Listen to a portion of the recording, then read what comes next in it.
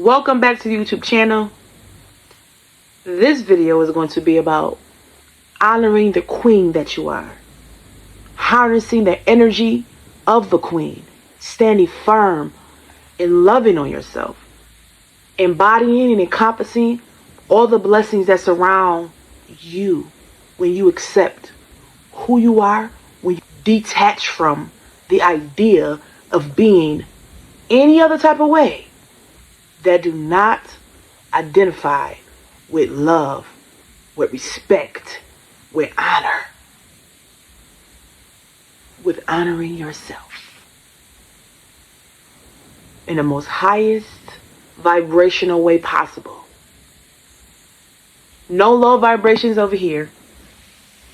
Let's dive into this video because so much confusion and so much disillusionment on truly treating yourself as the queen that you are. And so when I say queen, I really mean empress. You know, and when you learn to love and fall in love with yourself, you learn to walk in the power that you have. You learn to accept what truly resonates with you and what doesn't. And you also are willing to stand firm on your truth in the face and in the company of other people who don't believe as you believe, who don't feel about a certain situation, person, place, or thing as you feel. That's okay. Okay? That is okay. Nothing but love over here. Love, love, love. And that's all we giving out. Because you have to be willing to let people be how they are. And you have to be willing to be the rawest and rarest form of love. When you are the rawest and the most rarest form of love, you are in a space of accepting and embodying raw love for self, raw love for your imperfections, raw love for how pretty you don't feel like you are, right? Raw love for all of your blemishes and your imperfections, whatever that may be. Only you know. When we accept and we embody and we speak to ourselves in a beautiful way, right? And we embody all the things that we always talk down and about. We talk about ourselves in a negative way. We talk about ourselves to our own selves in a negative way. When you transmute and transform those words to being and feeling and saying, I'm amazing, I'm loved, and I'm deserving of love, no matter what that hurtful situation tried to make you feel like. Because I feel like our hurtful situations are truly an art. It's literally an art. It's a canvas that has been painted in our own mind about what we really are supposed to truly feel about ourselves. But most times it's a lie. Because a lot of times when these damaging situations, these traumatic situations come in our life, we paint the picture into our own self as though it's our fault. Or we sometimes pin the blame on other people, or it's just a big ball of confusion, right? When you honor yourself, even in the spotlight of pain, you are honoring the fact that even if you was wrong in a situation, in any way, you forgive yourself. That's honoring the love that you have for yourself. When you truly have the forgiveness for what you've done to make the situation worse. We're not going to sit and beat ourselves up and talk down to ourselves all because of what we did. We are only human, right? And we're not perfect. That's the best place to be. You can honor yourself in that space. Period. Girl, if you don't get yourself together and say, I accept your apology. It's okay that you called them out a bunch of names. It's okay if you set their house on fire. It's okay if you flatten their tires. Don't do it again. That's the whole thing. Learning how to have self-control. Learning how to have self-control. This is really about being self-aware. Being self-aware. Operate in a higher light, in a higher way. Knowing that if you restrict your powerfulness, because women, we carry this energy, this soulful, mother-like energy, this caring love that most people don't even experience from their own parents. Even if we experience that from our own parents, empress, goddesses, emperors, empress, right? We already come into this earthly plane with a high volume of love, even if we've been through painful situations with the people who raised us.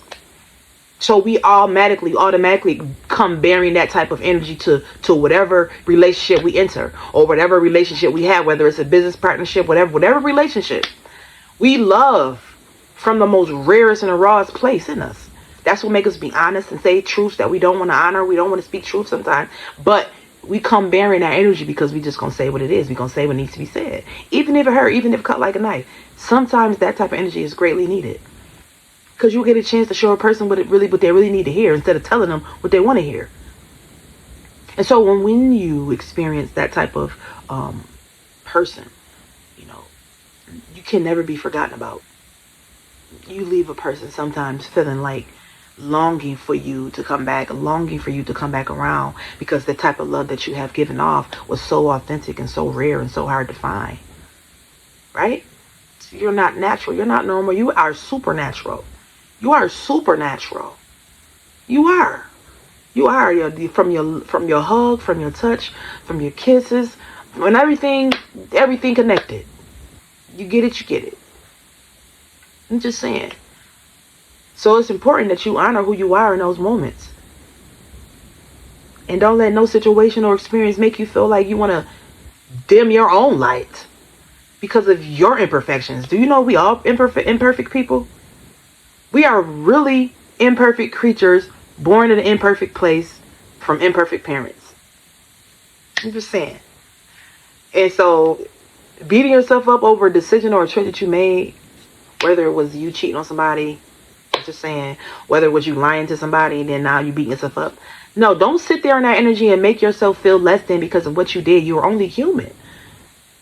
And while you're sitting there beating yourself up over what you did, make sure you uplift yourself in the same sentence of all the things that you did for the person, place, or thing, or all the ways you contributed to this person, place, or thing. You have to honor yourself in both lights, in the darkness and the lightness. I'm just saying. You have to give yourself the ability to not sit with those energies of that's connected to depression. Because I swear, when we beat ourselves up and we feel so down about what we did, or we feel down about how another person treated us, and then we start feeling that same energy about our own self, you don't let nothing come in your life and trick you up like that. That's giving your power away. When you are a queen, right? When you are an empress, right? You don't take up that energy. You don't take on that type of energy. You take on more of a higher consciousness state of energy. Higher consciousness state of energy. You take on a more higher meaning behind all your life experiences. And you walk in that royalty. I wish I had a collar. I'll pop that collar. You walk in that royalty. You walk in that royalty. Royalty is you finding a peace within your heart to forgive the most perceivingly unforgivable. You finding the love in your heart to love the most perceivingly unlovable. You find it in your heart to understand what it is to be willing to forgive another person. Just because you forgive the other person in the same sentence, right? Not allowing them to come back in your life to take up the same frequency they once was taken up. Because once you allow a person to step on you once, they'll continue to do the same thing if you allow them to. So what I'm trying to say is learning to create boundaries. And learning to have those boundaries in place to protect your light, to protect yourself from getting hurt or harmed, or even perceiving what they say or how they treat you as harm. Because if a person is treating you in a way to hurt you, ultimately, from a higher conscious state of mind, they are hurt. Because ultimately, hurt people hurt people.